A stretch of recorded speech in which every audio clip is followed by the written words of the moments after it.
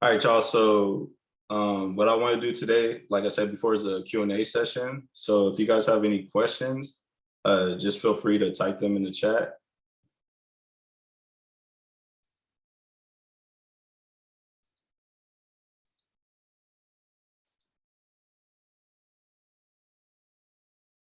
Anything involving e-commerce, so like sales, marketing, advertising, customer service, shipping questions, customs, anything you can think of. Just type your questions in the chat, and then I'll go through the questions that you guys have.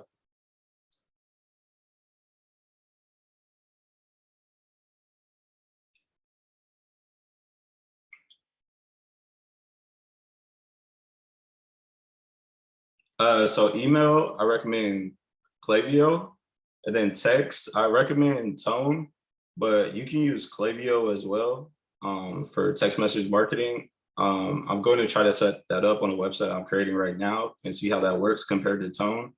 And another good app I heard of is SMS Bump. I heard a few people that are big in the e-commerce space say that they use SMS Bump and that it's a good app to use. So you can look into that as well too.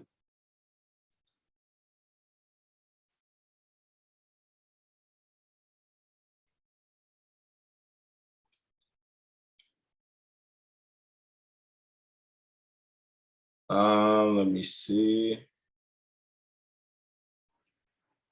Just a second. Okay, so I live in Germany and shipping fees are expensive. Most of my customers would be in the States. How do I circumvent this issue? Um, Maybe you can offer them some type of discount.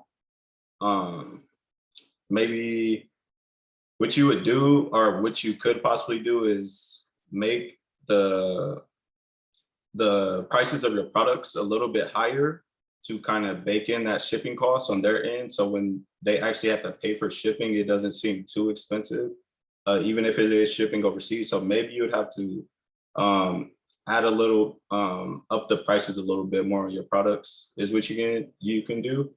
Or if you could find somebody who's in the United States, like some type of shipping company or some type of fulfillment center, what you can do is you can ship your products to them, and let's just say they're located in the United States, then bam, you can ship from the United States to the United States. So if you can find somebody who can do that for you, or if you know somebody who lives in the United States, who you can like outsource your shipping to, then that could work as well too.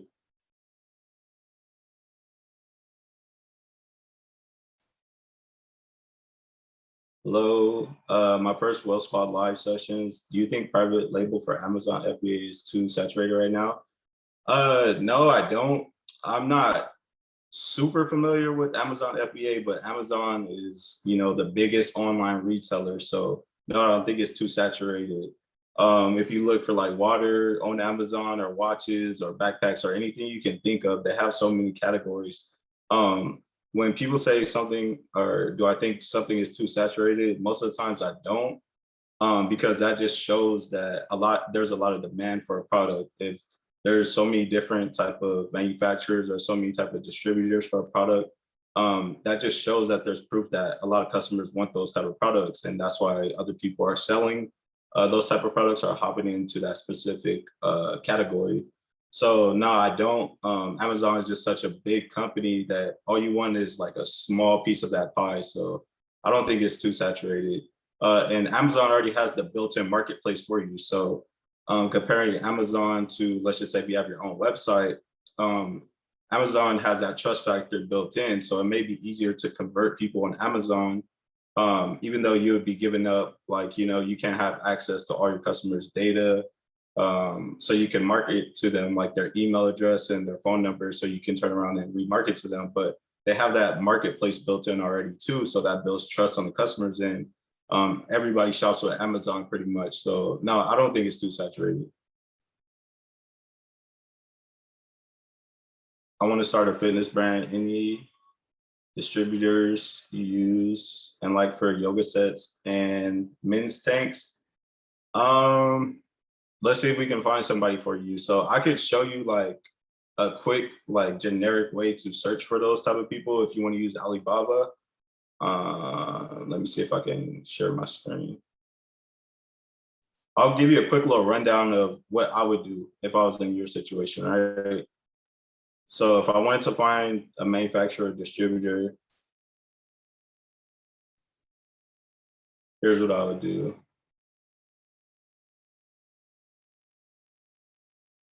All right, I'll go to Alibaba.com, right? And let's just say you were looking for a yoga mat, right?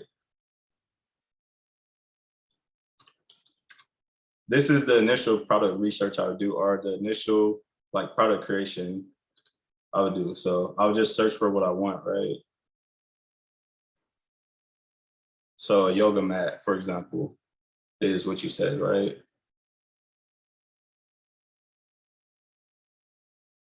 So here we go right here. Even these first people right here, custom logo. So I'm assuming you want to put your own logo on it and have it customized and branded, right? So here's an example right here, $2 to $6. First thing I'm looking at, they're verified, right? So they're verified, that's good. They have trade insurance. So basically if anything goes wrong, Alibaba has insurance, so you can get your money back if things aren't up to par. So those are the things I'm looking for. Verified supplier or gold supplier. Verified is better than gold, but that works. And then you could also look at, their transactions and stuff like that, right? So this is one of the manufacturers I would consider, right? And then you can look at these people right here. As you can see, they have 100 pieces minimum order, but you may be able to talk to them about that. But this is customized and it's wholesale too, and it's eco-friendly. So maybe if you want to go that route, you could go that route as well too. But as you can see, like, they're gold supplier, they have trade insurance as well too. So these are just different people that you can consider, right?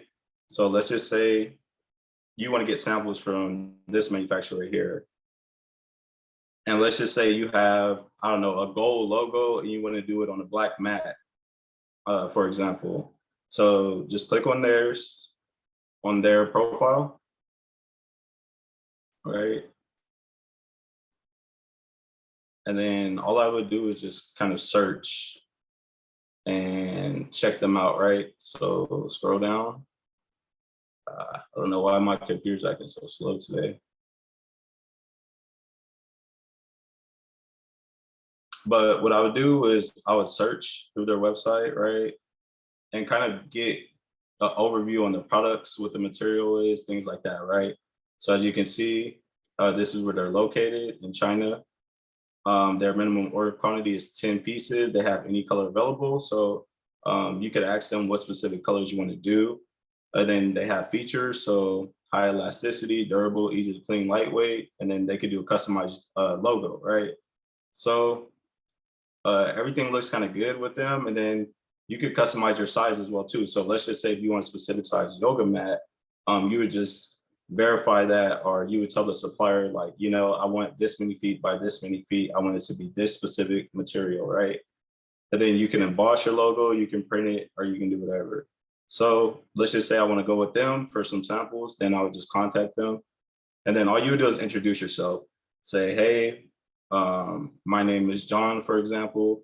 I'm looking to get some custom yoga mats created. I want to do, I don't know, a two-tone color, right? Or I want to do a black color.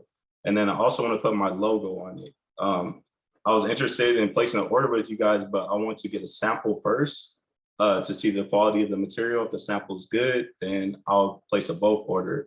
So you talk about the specifications on the products. Once they get back to you, they'll be like, hey, yeah, we can do that for you.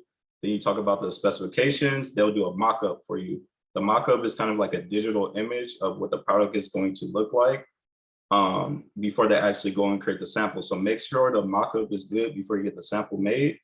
If that digital rendering looks good, then you get the sample made, you pay for the samples. It might be a little bit more expensive, but what you can do with the manufacturer as well too, is you can tell them,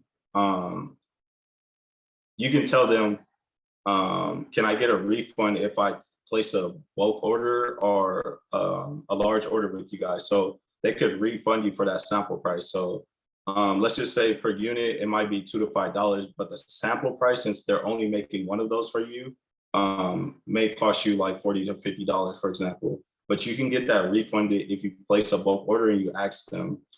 Some manufacturers will do that for you, so just ask them about that.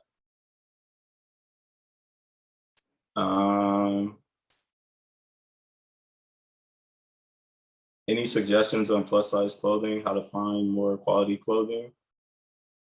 Talk to manufacturers and say like you're specifically looking for plus size clothing. So I know XL, double XL, triple XL. Like specify that's what you're specifically looking for when you're looking to start like, you know, getting your clothes created or you're starting to get samples for your clothes. Look for like, you know, let's see, plus size clothing. So you could even possibly search on Alibaba or whoever you're looking towards. Like if you find a different website, search specifically for plus size clothing, and that could possibly help you out as well too. But just specify with them, like, you know, we're looking to make plus size, specifically plus size clothing for bigger people.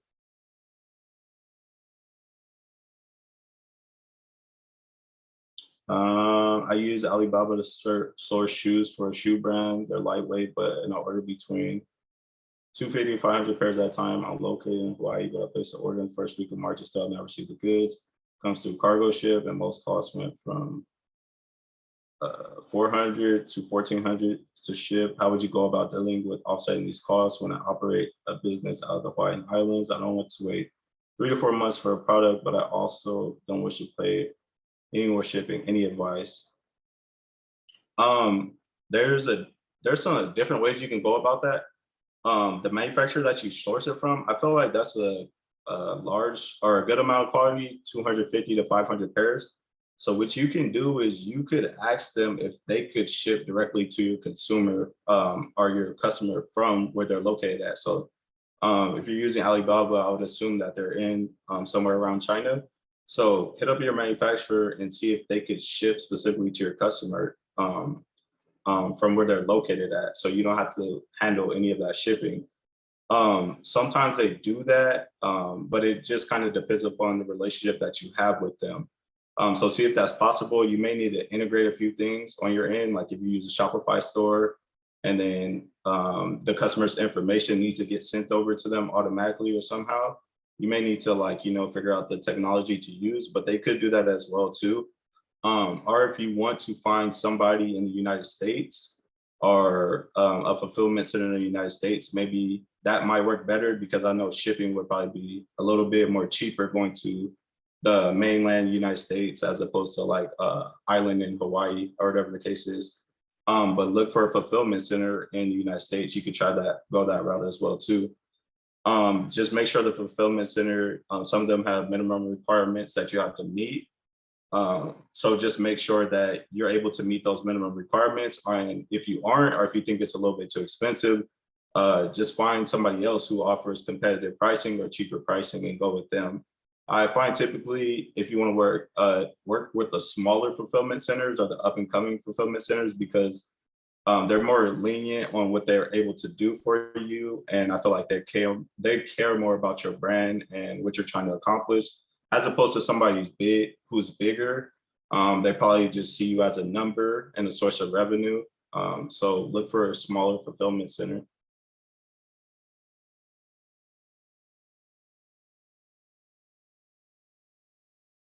Would you suggest using paid advertising right now after you launch, or should I just stick to organic growth?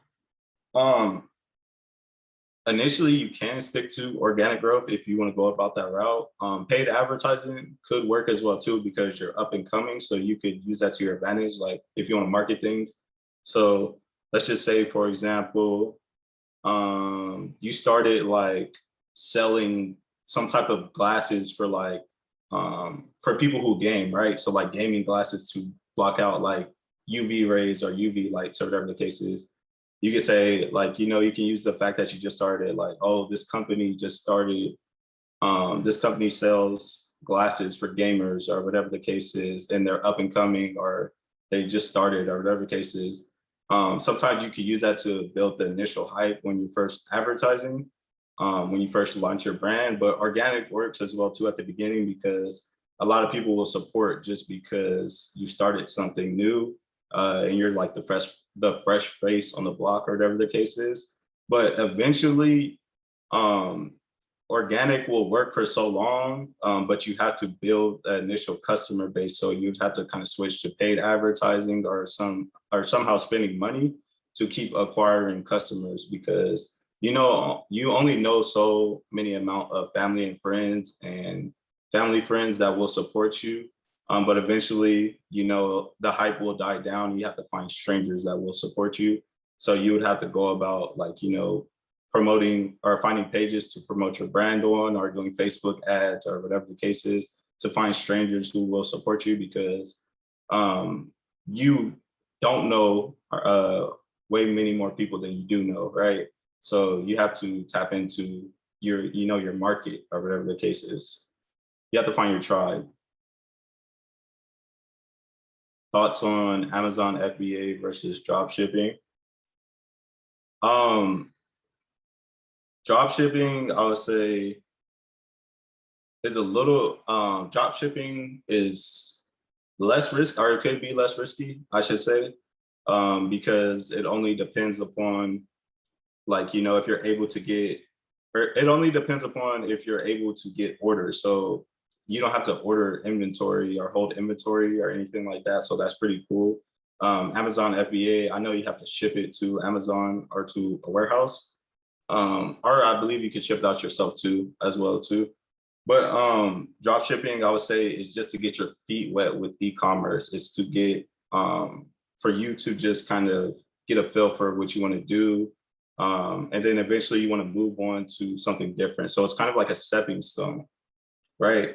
So use drop shipping to figure out how you want to do your customer service, how you want to do your marketing, how you want to get initial traffic to your website, but eventually you want to transition to having your own store or to doing Amazon FBA.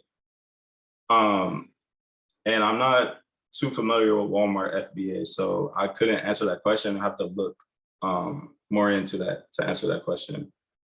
But like I said, with Amazon FBA, the marketplace is already built in for you. So I would assume that you would have a better conversion rate you doing Amazon FBA. Amazon would probably take more of a profit though, as opposed to you doing drop shipping. But the fact that people already trust and believe in Amazon's brand, it makes it easier for you to sell, I would say.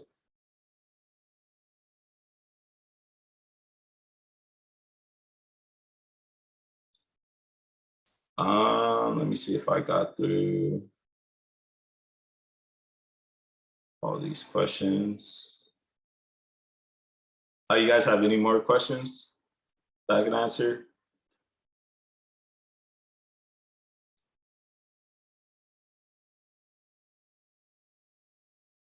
What other goodies can you add to a luxury watch brand? You could add sunglasses. You can add wrist accessories. So like anchor bracelets. You can add like jewelry. So think of like necklaces, rings, pendants, things like that. Those are the things I can think of. So like accessories, sunglasses, things like that. So with us, one thing we did was we did anchor bracelets. Those were like good additions. So you can say like, buy any watch, get a free anchor bracelet, and you could just throw that in as an additional item to the customer's cart that maybe they can get for free. So you could convert them better. Sunglasses too. I feel like sunglasses and watches kind of go hand in hand. Pendant. So maybe what one of my friends did who has a watch brand is he has like a necklace, but it has a pendant on it, and the pendant is like a watch clock. So like, those old school, I can't think of the name, but you open it and it's like some type of like way you can view time and stuff like that. And then maybe even like compasses and things like that, or compass designs like would work well too.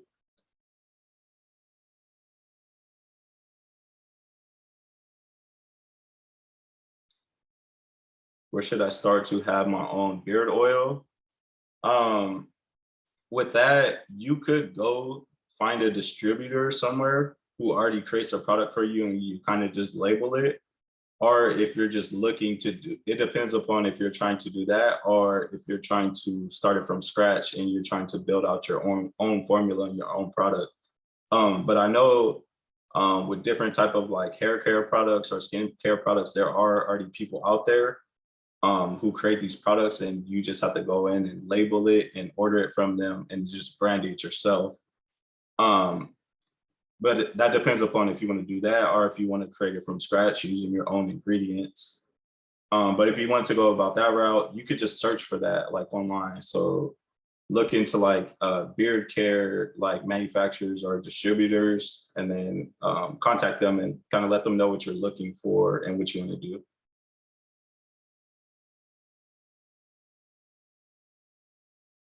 So a good start to generate more income would be drop shipping. Yeah, it could possibly be a good way to start. It all kind of depends upon your marketing with drop shipping, um, because what you're really doing is you're also competing with other people when you're drop shipping because somebody else could have the same store or be selling the same product as you, due to the fact that it's like not private labeled or whatever the case is. But yeah, it could be. You, I would say start with anywhere from like you could start with anywhere from like $500 to $1,000 with drop shipping, just to get your feet wet and see if you can get a feel for it and start making sales. It's not too expensive to start, so it's low barrier to entry. That's why I recommend, or if you want to get started and you don't know if you fully want to take on e-commerce and have a bunch of inventory, you can start with drop shipping.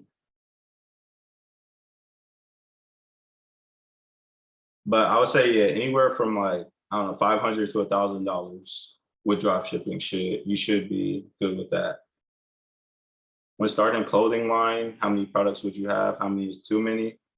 I would say have like 3 products. I would say 3 to 4 products. I think one product is it doesn't offer any type of diversity, or any type of variety. So what if somebody doesn't want to order a t-shirt because they already have enough t-shirts, but maybe they might want a hat or something, or maybe they want, I don't know, some sweats or a sweater or something different besides a t-shirt. I think starting with like 3 or 4 products would probably be the route that you would want to go. You don't want to have too many products as well too, because there's like an idea or a psychological idea that when people have too many options to choose from, then they don't end up choosing anything because they're overwhelmed or they're stressed out on what to choose from. So initially, I would just say like give the customer a few options to choose from because they may not like one thing that you're selling, but they may want something else, or something else may be more value to them. So 3 to 4 products, I would say. And then you also don't want to order or have too many products, that you're just sitting and holding too. So I would say 3 to 4 products.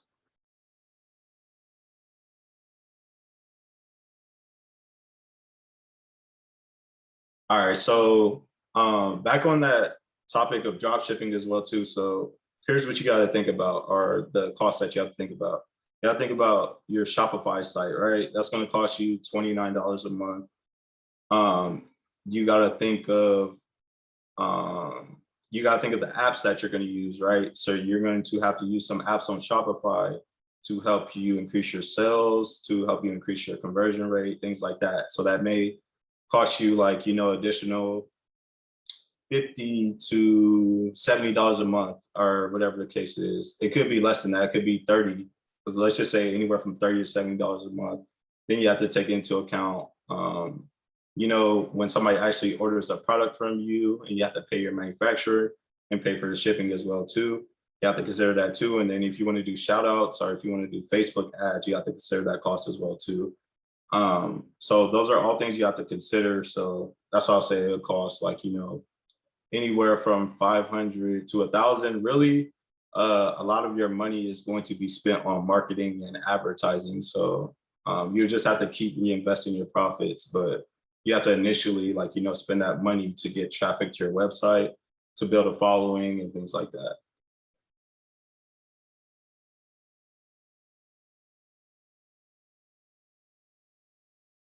All right, y'all. Any more questions?